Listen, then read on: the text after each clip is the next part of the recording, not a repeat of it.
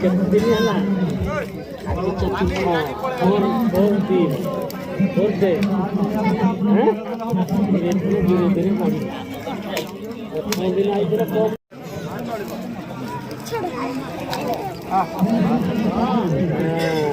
କେତେ ଦିନ ହେଲା ଆଜି ଚତୁର୍ଥ ବହୁତ ଧୀରେ ଧୀରେ ବଢିଲା। ପ୍ରଥମ ଦିନ ଆଇଥିଲା କମ୍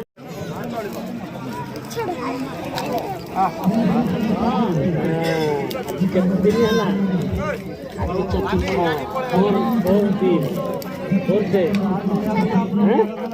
ଧୀରେ ଧୀରେ ବଢିଲା। ପ୍ରଥମ ଦିନ ଆଇଥିଲା କମ୍